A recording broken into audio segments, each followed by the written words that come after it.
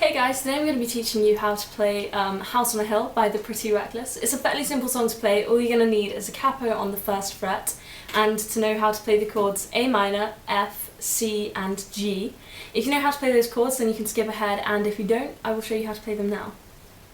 Okay, so the A minor is your first finger on the first fret, second string, your second finger on the second fret, fourth string, and your third finger on the second fret, third string, and that sounds like this.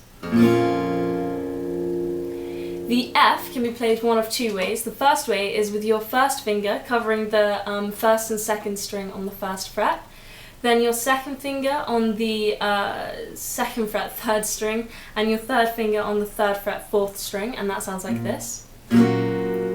Or you could play it with your first finger covering all of the strings on the first fret, your second finger on the second fret, third string, your third finger on the third fret, fifth string, and your fourth finger on the third fret, fourth string, and that sounds like this. Then there's the C, which is your first finger on the first fret, second string, your second finger on the second fret, fourth string, and your third finger on the third fret, fifth string, and that sounds like this.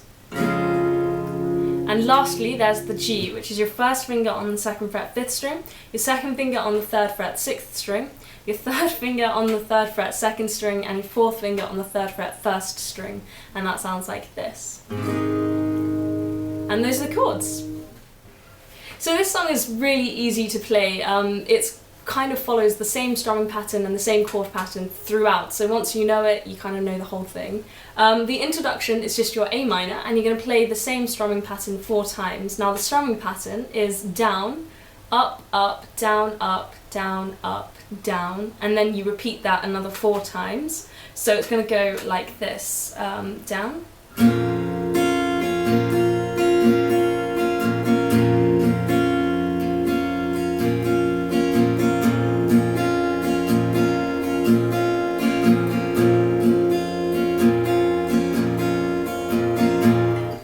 and that's your kind of whole introduction. So I repeated that pattern 4 times.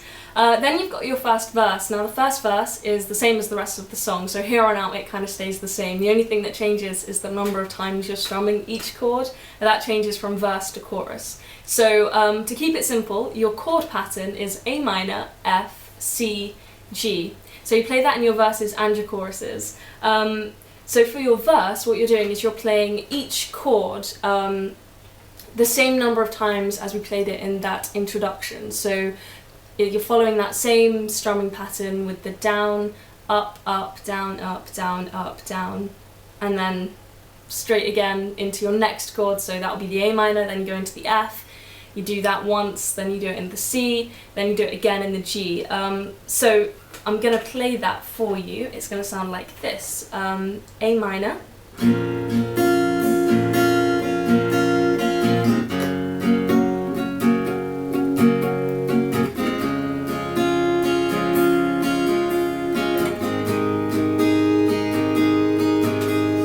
and then you do it again, so A minor, F, C, G. And that's your whole verse, so you're repeating that A minor, F, C, G pattern twice for your verses. And I'm going to apologise for the way that my F chord sounded then. I clearly need to practice. That sounded dreadful. But anyway, then you've got your kind of chorus, which is A minor, F, C, G, so you've got that same chord pattern, but this time you're playing it 4 times, because each time that you play it, each chord is being played for half the length of time as it was being played in the verses. So instead of having that continuous down, up, down chord strumming pattern, you're kind of doing the same thing, but you're doing it more quickly. So I'm just gonna play that through so that you can hear what it sounds like. So it's gonna be A minor, F, C, G, repeated 4 times. Here we go. F, C, G, A minor, F, C, G, A minor,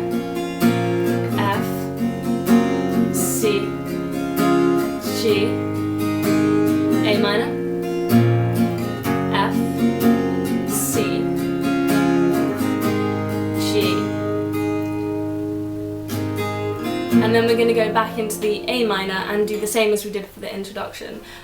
So that was the chorus, and I've realised I described that wrong the first time I said it. You're not playing things faster, you're just playing things less often. So for each chord, you're playing each chord 4 times, I guess, because your strumming for each time is like half the amount of strumming that you did for your verse. So instead of doing that down, up, up, down, up, down, up, down, what you're really doing is sort of down, up, next chord, down, up, next chord. I don't think that's exactly how it happens. Just rewind and watch again and hopefully you'll kind of get a better understanding. But yeah, that's the chorus. So the end of the chorus, it ends on a G, but then you go back into your A minor chord and you do the same as you did for the introduction. So you're repeating that long chord strumming pattern, the down, up, down, down. You're repeating that 4 times again. Then you go into your next verse, then you've got another chorus, then there's another verse, then another chorus, and that final chorus you're going to repeat that twice. And that is it, that's the whole song. So hopefully this kind of explained it to you.